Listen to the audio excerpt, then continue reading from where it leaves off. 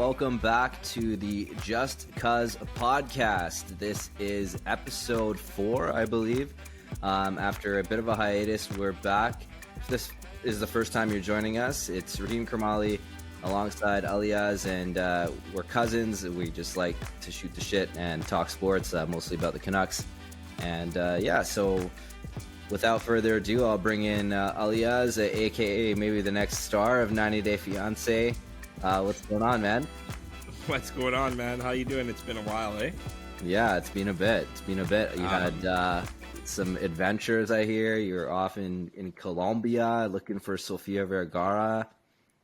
What happened? Yeah, man. It was a friend's bachelor party. We went out there, and it's good to travel, man. It's like food for the soul. You know what I mean? So little eat, pray, love. Yeah, exactly. Basically, you found yourself in the ocean there. Yeah, man, it's wild, man. And I flew down there alone. So I flew down from here to Dallas, and then I went Dallas to Cancun, and I was in Cancun overnight for a night, which was an adventure. Flying into Cancun at 2 a.m. when like the whole city is shut down, basically, and basically just wanted to get to my hotel, and then from there.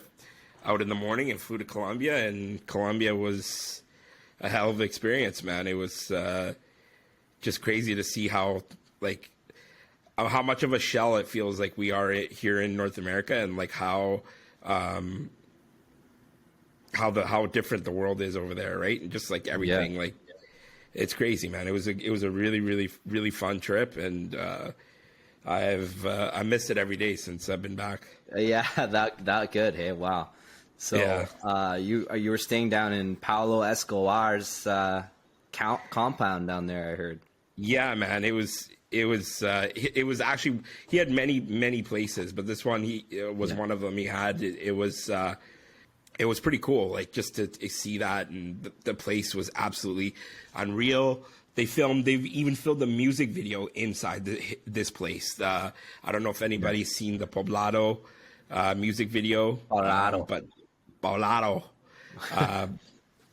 if you watch that video, that was the place that we stayed in the video, so it was pretty cool.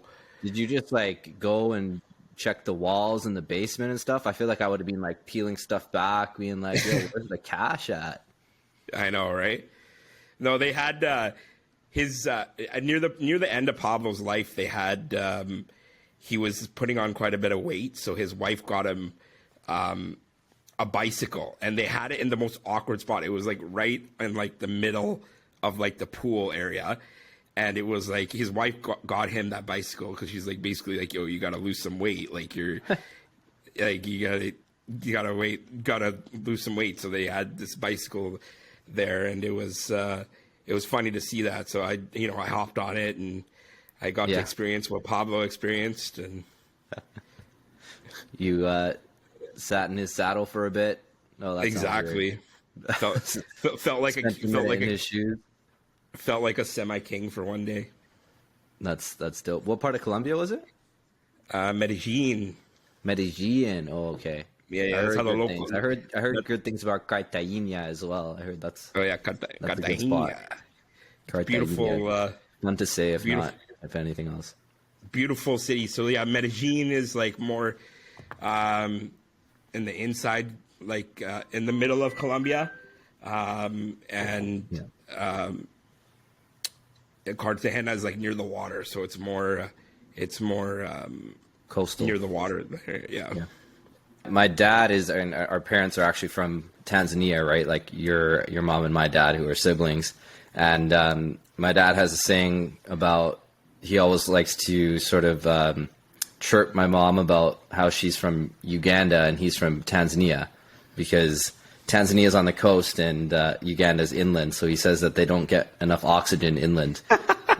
So people from Medellin might be chirping Cartagena, saying that as well. That's 100% Adel thing to say. Yeah, too. Exactly.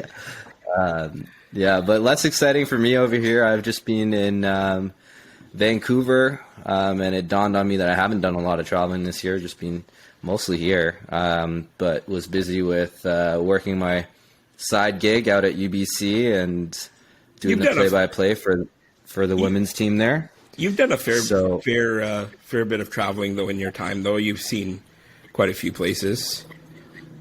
yeah, I've been mostly Africa, like just for family stuff, and I did Portugal and Spain a few years back, which was great experience. Especially like seeing all the Muslim stuff there. That's the scientific term for it. Just like all the history there from the Moors. Really interesting stuff. I would highly recommend it. You did that alone. But yeah, just I tagged it onto that. Like we had that Diamond Jubilee religious ceremony event thing for Somali Muslims out in Portugal, and I tagged on some solo travel to that, which was amazing.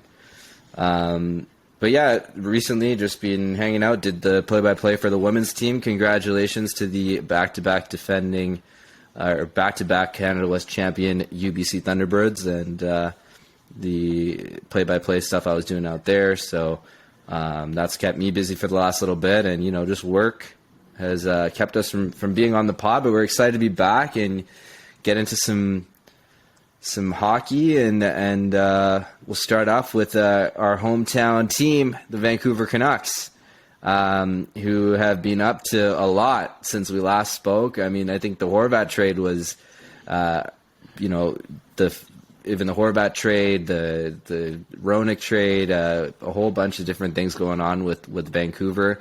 They fired. And they're stringing some wins together.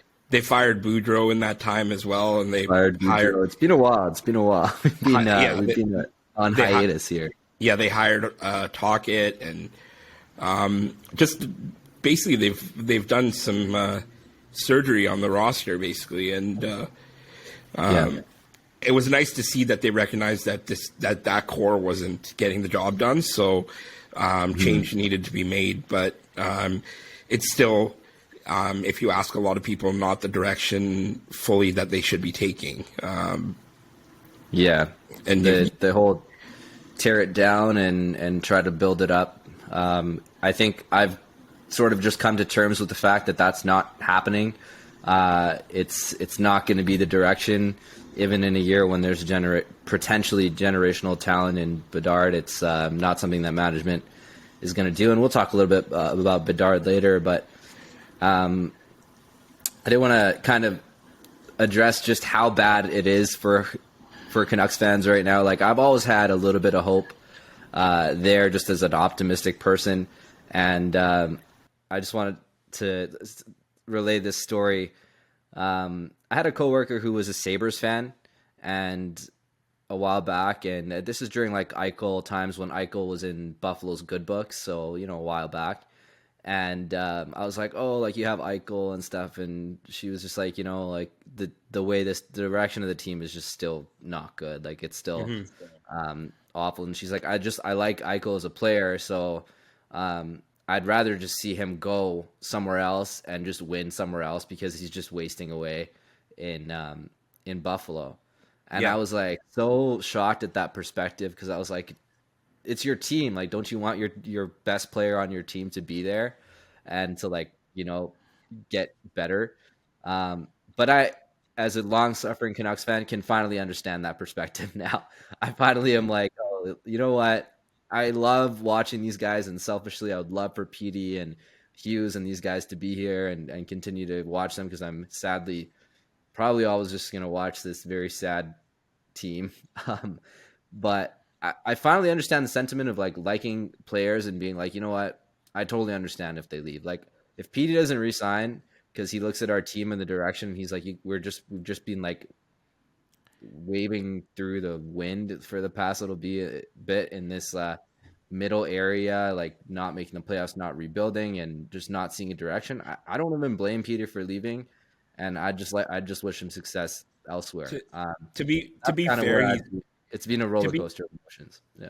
To be fair, he's never really come out and said anything like that. Like he is wanting to kind of come up with this team and see it do well. But at the end of the day,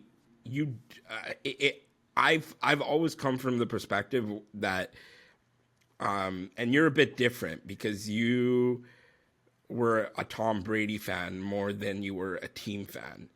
So I Yeah. personally, I've always been I love players, but I've always been a person where I love the logo more than the player. Right. So even if we had, for example, if we had Patrick Mahomes on the 49ers, for example, or we Yeah. had Connor McDavid on the Canucks, for example, if that person left, I wouldn't follow that player to the other team. I would stick with Right. my team. You know Well, what I I mean? wouldn't follow. I wouldn't follow any player to another team in hockey, especially like hockey's a different thing. I mean, the Canucks have been my team since I was born, so it's like I can't really stray from that. Tom Brady got me into football, so that's kind of why I started being a more Tom Brady fan than a Patriots fan. But I'm just saying the direction of the team and sort of that where my head has been at in terms of following this team for so long and just being so frustrated. That's where my head's at. I'm just And saying that that's the and direction. you don't blame the and you don't basically what you're saying is you're not blaming Yeah, the player if he I'm wants not to going to leave. blame the player Yeah, for leaving a very like this dysfunctional directionless franchise. Yeah, organization very basically like dysfunctional. from Yeah. the ownership down. It starts at the top, and we've seen a Exactly. pattern of just complete let's just call it just negligence and being irresponsible, and how this team has been Yeah. managed. Like it's always trying to do the shortcut to get to the end destination, and every shortcut we've taken, we've always gone forward maybe half a step, but gone back for 3-4 steps, and it showed in our results on the ice, and it's completely frustrating. I don't know where, I'm liking some of the stuff that we've started to do recently. Maybe besides the Hronik trade, but the Canucks are doing exactly the Canuck thing right now. They're winning all these meaningless games Yeah. and taking themselves out of the race for one of the top 2-3 players in this draft, and especially the top player, which is Connor Bedard. Yeah. And it would serve them well to tank and get him, but and it's crazy because like he's one of those players that he's come like outright and said that he's like a diehard Canucks fan, and Well, he wasn't there grew like up down the street. He grew up in isn't Lynn Valley. Like he's a North Van boy. He's grown up loving this team, and yeah, it would be amazing. I mean, amazing to get that guy here. isn't there a story that he was like he didn't eat for like a week straight or something after we lost in the finals or something like that? I heard some Oh, story really? about Oh, I that. don't know. I Yeah, didn't hear that. Yeah. yeah, it's Well, why don't we get it? Why don't we get into a bit of Bedard? An amazing stat for him. He hit 60 goals, I believe today or yesterday, hitting the 60 goal mark in 49 games. Just an unreal performance from him. And the buzz is starting to pick up as teams are out of the playoffs, and that lottery starts to be up on the horizon as we see it coming. But the teams that we have likely to get him are not very exciting. You got Arizona down there leading the list of just abysmal situations that I hope doesn't happen. Columbus, Anaheim, those Blackhawks. Those are some of the front runners for this guy. Sharks, Ducks, Yeah. and these are teams that are showing up like I don't want to repeat myself, that have been showing a pattern of properly tanking. Like they're losing games when they need to lose games. Like I was just seeing like the Blackhawks the other day, I think, or something like that. They had like a 2 or 3-1 lead, and they gave up their lead, and they lost the game, and just giving away points, which is what the Canucks should be doing, but the Canucks do the opposite.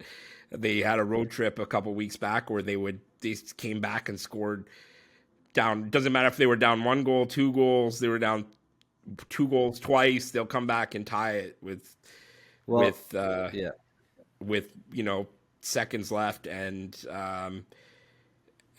just get meaningless points that is eventually going to hurt us. Our chances keep going lower and lower for us to get Bedard, and he's becoming more of a pipe dream at this point. Yeah, it's unlikely that the Canucks land him, but at this, like, you can't blame players for going out and playing the game. They don't care about the tanking, right? Like, getting Bedard is so tough to even imagine, because you have to win the lottery, you have to be a, so like, you can't blame coaching staff, you can't blame Talkie, you can't blame the players. It's more like management, where they could have maybe like, hey, Demko, like, do we need you to come back and be our starter? Maybe you can like ease your way back, or can we like find a way to not get you playing every game, because we're gonna win those games, and win more games now that he's back. And he's obviously hungry because he wants to get back into proper form. So it's tough. Like, it's a tough situation because they're still in this middle, want to compete and want to be relevant next year. And they're in that weird limbo. But here's my hot take. If I'm Connor Bedard, I think what he should do is pull an Eric Lindros. And that is say, I'm not going to fucking Arizona, first of all. I'm not going to a stadium. I'm not going to make the NHL, like the biggest dream ever. I'm not going to do that. Be the first overall pick and go play in a stadium that is smaller than the Regina Stadium where the Pats play. Wow. 5,000 seat stadium. The Regina Pats play in a 6,000 something seat stadium or arena. Okay? He's going down in terms of attendance. It would just be such a disaster if he ends up there, that I think he should say, I'm not going. He should say, I'm not going there. I'm not going to Columbus. I'm not going to maybe even Anaheim. I know Anaheim has a good fan base, but they're small. And you know what? Lindros did it. He ended up in the Hall of Fame. It was clearly the right decision not to go to the Nordiques, which ended up moving. I don't think it's that bad. I think he should use his leverage, because if you think about it, it's not just that first entry-level contract. He's stuck there. He has to sign a bridge deal. He's stuck there for, 5-7 years until he's in his prime, when he can even get the chance, even the sniff of free agency, to get out of, God forbid, Arizona. Yeah. I mean, as a Canucks fan, I'd love to see it and say, like, I don't want to play anywhere but Vancouver. And if you don't play me to Vancouver... if you don't trade me to Vancouver, I'm not going to play for you. Not even that, though. Just say I'm not playing in a small market like Columbus, like Arizona, like Anaheim, San Jose. What if he would have say something like that? To say Vancouver is tough, because that's just like, I mean, that is a little bit of like too much of a power move, I'd say. Like, you'd almost have to like say there's a list of teams, trade your first overall pick, get a haul, set yourself up for the future, but I'm not coming to Arizona. And I know like everyone is going to shit on this take, because they're going to be like, oh, like, it's all about, playing for the team. But think about it too, monetarily, he's not going to make the jersey sales he's going to make in other places, and that's hitting his pockets. And that's something to consider. I think he should use the leverage that he has and try to go to a bigger market. He would flourish in a Canadian market, like Vancouver aside. If he would just go to like any Canadian market, he would like that city that he would end up in that Canadian market would die over him. And not to mention Vancouver. If I guarantee, if somehow from I don't know how, but if we end up with Bedard somehow, I guarantee there will be a party on the streets or something. There will be like a celebration. We'll have another riot. We'll light shit on fire for sure. I don't think that's the best idea, but there'll definitely be some Scott Road sellies. So yes, 100%. We'll have to go out and celebrate there if that happens. But it's a pipe dream.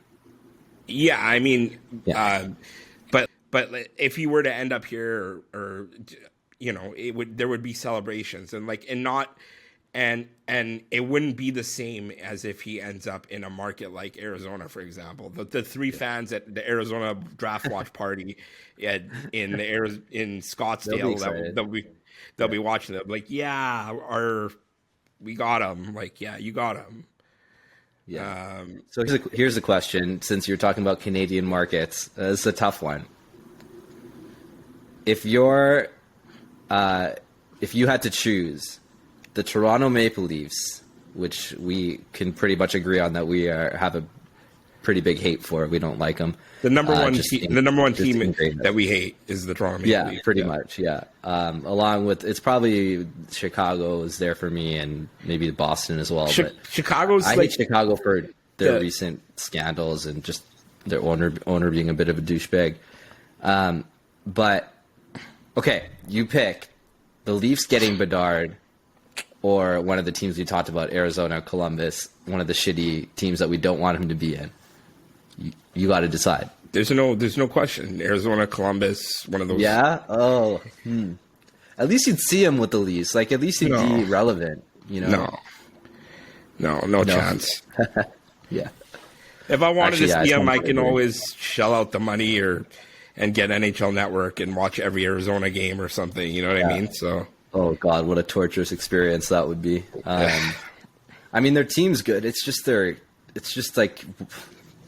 I don't want to go down the rabbit hole that is this whole Arizona Coyotes thing, but hey, maybe they get moved to like Ontario, like Markham, or the rumors that they've been about the second Ontario team or third Ontario team, and maybe they get moved somewhere that he is a better fit. There's a few franchises that need to be relocated for sure.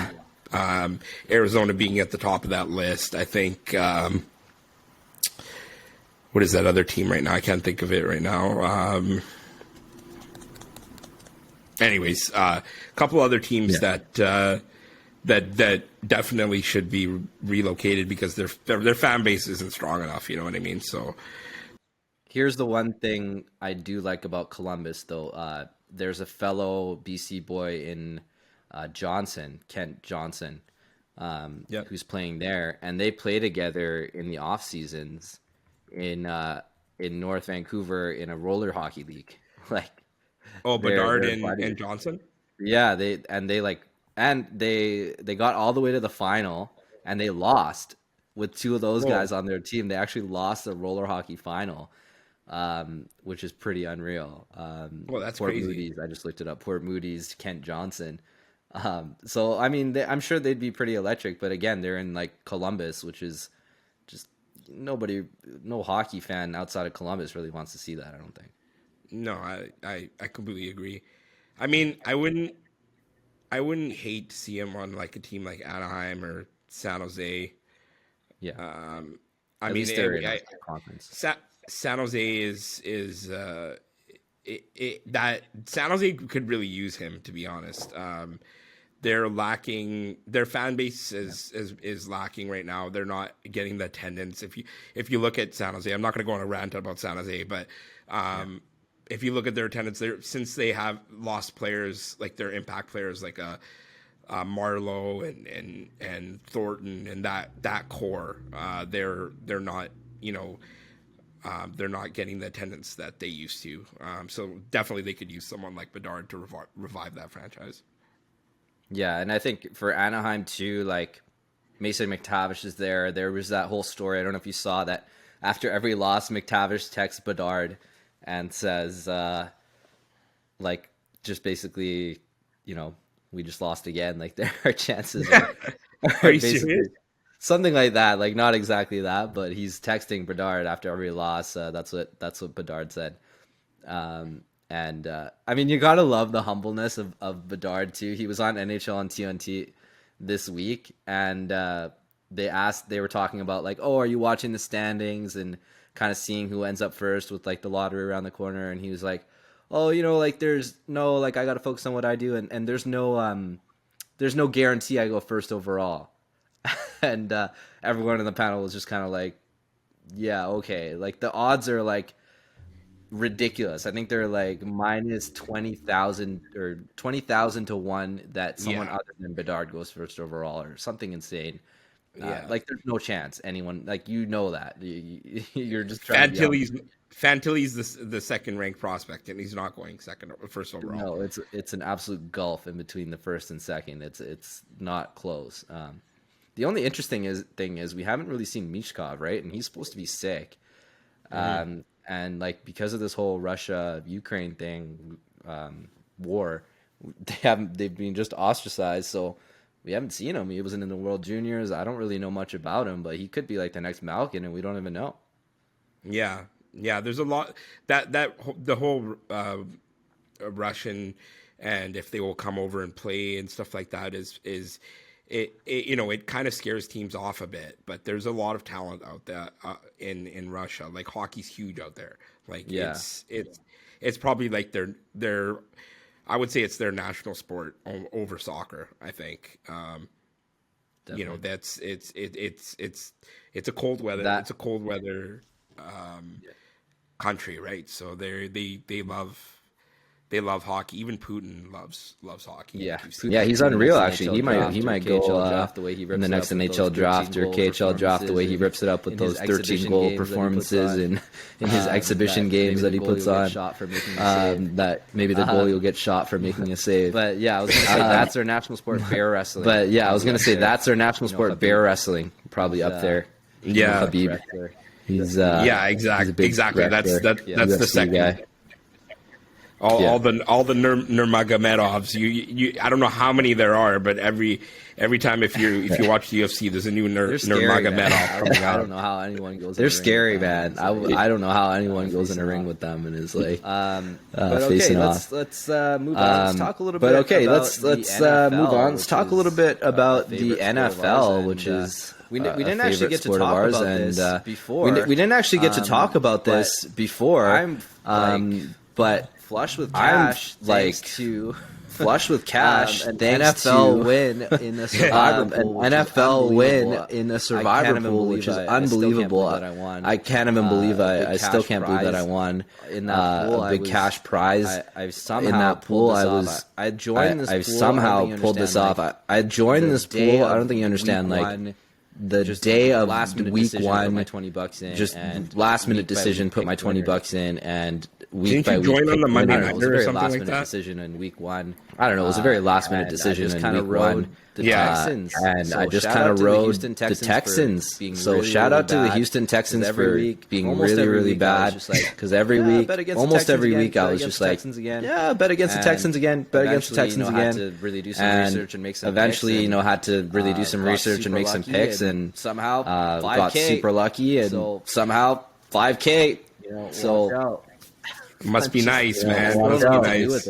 No, that's huge. I still don't know what to do with it. It's just like, what the hell? That's probably like the, I'm not saying this as in to come down on you, but like even me myself, I'm like, that's probably like the only time in our lifetimes we'll ever like win a Survivor. Like we'll know someone like that. I'm coming for back to back, buddy. What do you mean? I'm coming for back to back, buddy. I'm going next year. Winning it again. This is what you're going to say. You're going to be out week 3. I'm calling it now. I'm going for the title.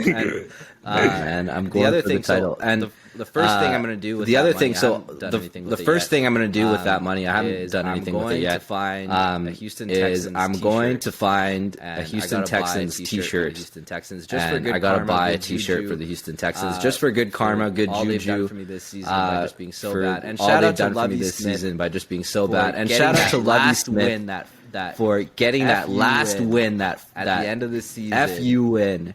At the end of the season, that he just like was best story. I love that he just like was. They went for it. Win, right? I think they went for 2 in that and got the win, right? That Chicago Bears. What was a haul for the Chicago Bears this week for that first overall pick? Yeah, that was the Texans really cost themselves some draft capital and players by winning that last game. So that was interesting. No, but that's absolutely insane. We were all going. We have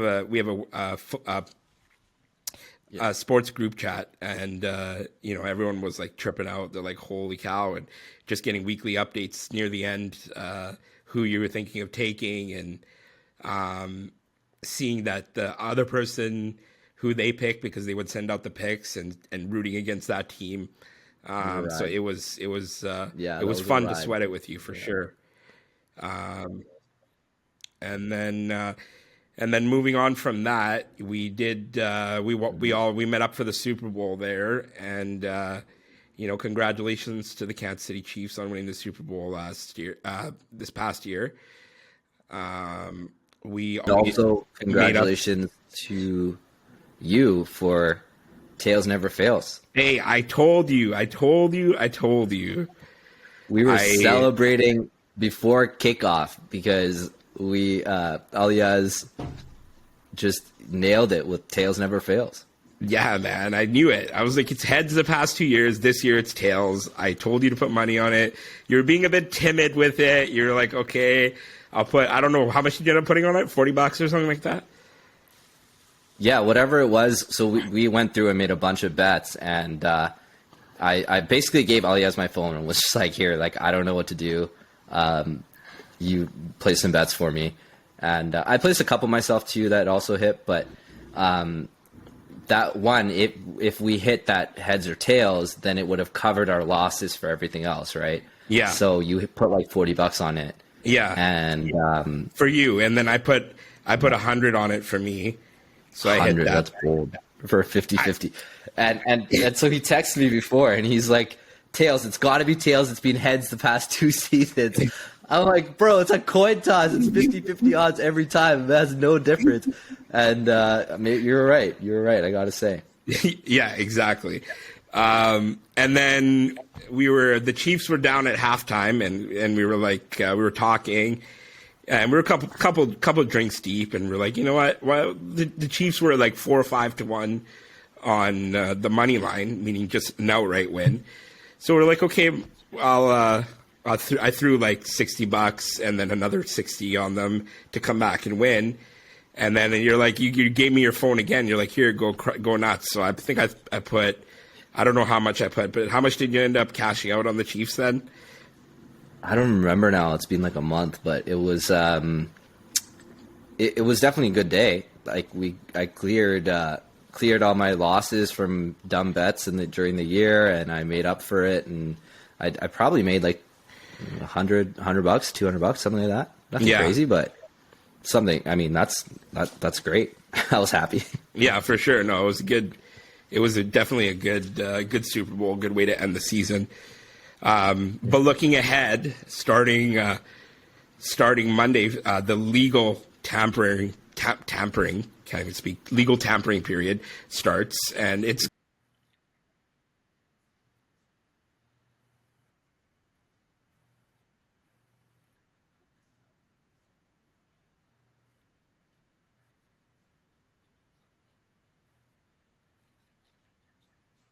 Yeah.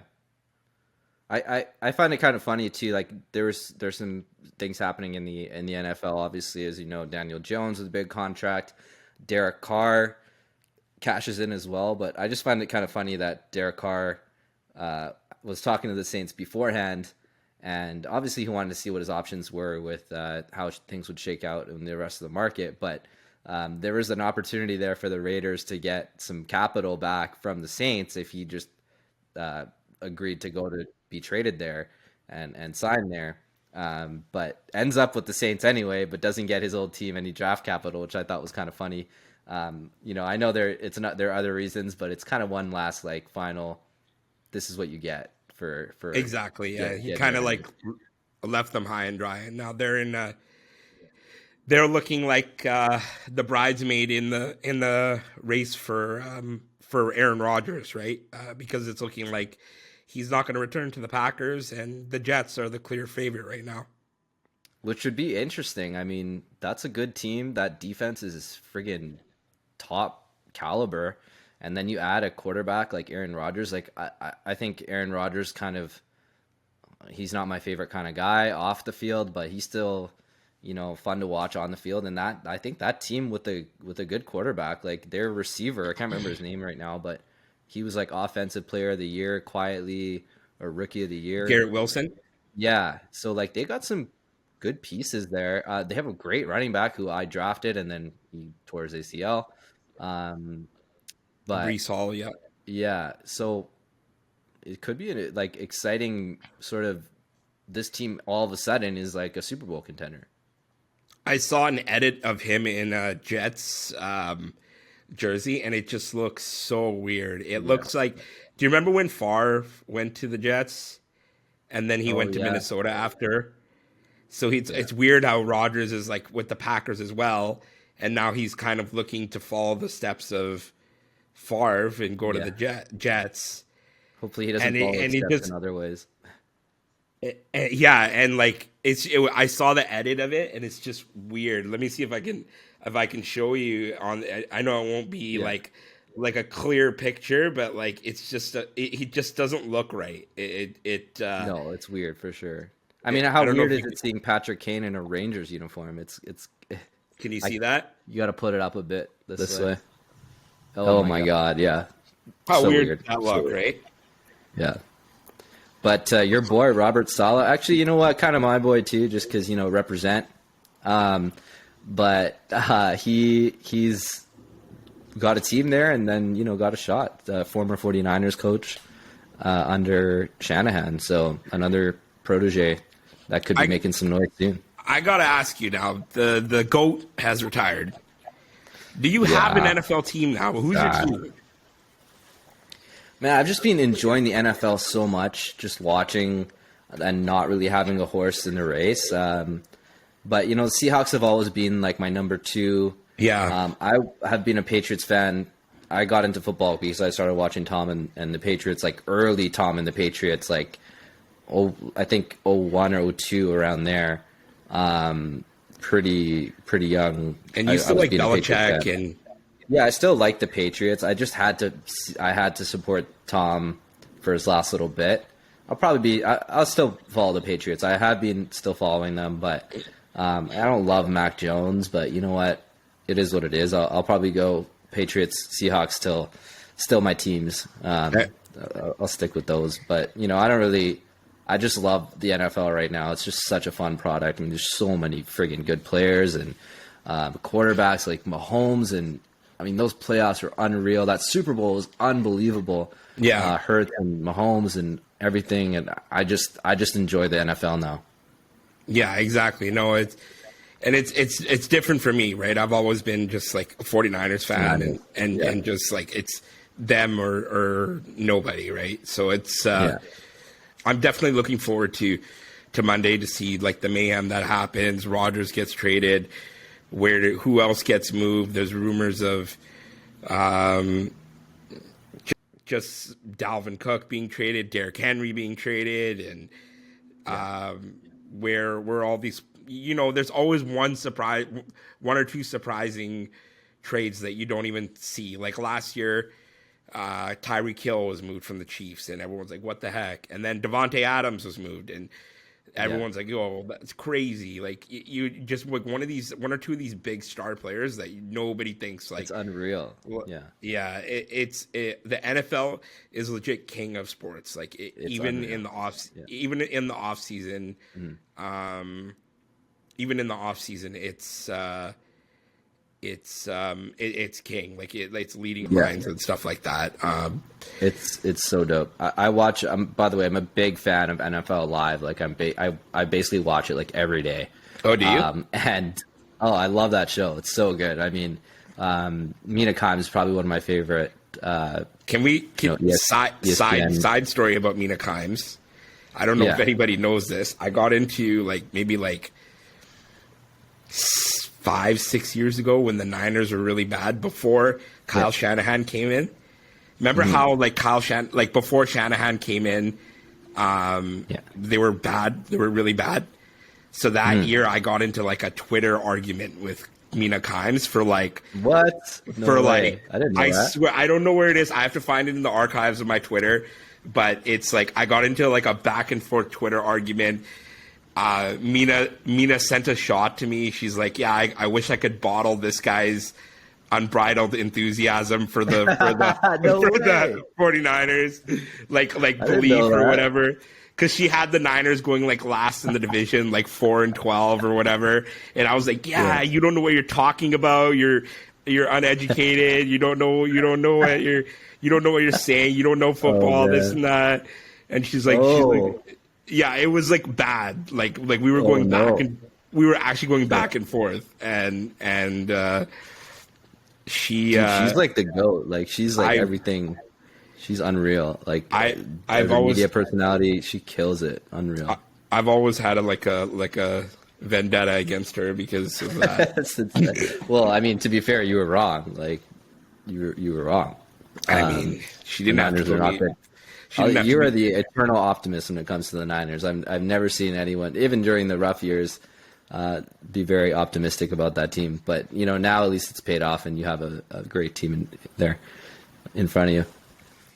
But yeah, no. As I was saying about NFL Live, the tennis is on right now, the Indian Wells, and so it messes it up on TSN. I don't get my recordings, and it's just such a drain. It's just so upsetting. Like every day, I've like turn it on and I can't watch it because it's like not recorded because the TSN channels are all tennis. I'm like, you gotta watch NFL Network, man. Yeah, I'm not changing it up. I'm like loyal. It's the one NFL fix I get. You like when Adam Schefter comes on and breaks down everything and what's going on and stuff like that, right? Orlovsky, that guy's a beauty. There's like Marcus Spears. It's good TV, man. I highly recommend it to anyone who's an NFL fan. And NFL Live, if you want to sponsor the show, you can. Yeah, for sure they do. Yeah, 100%. They're on it. Marcus Spears is going to be on here, just giving us a bump. Mina, don't talk to me. Mina, I'm sorry. I'm not sorry. Mina, you were right. That's what you got to say. No. All right. Well, that has been another episode of the Just Cuz podcast. Thank you again for tuning in. It's always a good time, and we're going to try to be more regular and more on it. Next week, I don't know if I told you, I'm going to Vegas. What? Okay. Yeah, I'm going down for March Madness. What the hell? Okay. All right. Yeah. Nice. Cool. Yeah. So That's dope. I leave next week. I'm like huge into like college basketball and betting on college basketball right now, and me, I'm a degenerate. So, okay. I'm headed down for next week on the Monday, so the 20th. I'm heading down for a week for March Madness. You're gonna help with their QB search. QB search. Try to help the Raiders out. Find a QB. Probably not. Rumor has it Jimmy might go there. Oh, so then you have some sort of connection to the Raiders again. Yeah, exactly. Okay, cool. Well, thanks for the invite. Well, man. Well, I've been telling you, I'm like, yo, man, you got to travel more. So yeah. No, but right. probably won't record. Well, we probably record next week. And we want to thank you everyone for supporting us and listening in and tuning in. And I'll let you wrap it up here. Yeah, thanks. You said it. Thank you to everyone who took the time to listen. We hope you enjoyed it a bit. We're trying to get better, and we'll keep trucking at it. And your sponsor could go right here. You get a good 3 viewers, and that'd be good for you. Our extended our family will listen in, and maybe they'll buy some Jolly Ranchers or whatever you got going. So let us know. All right, thanks. That's a wrap.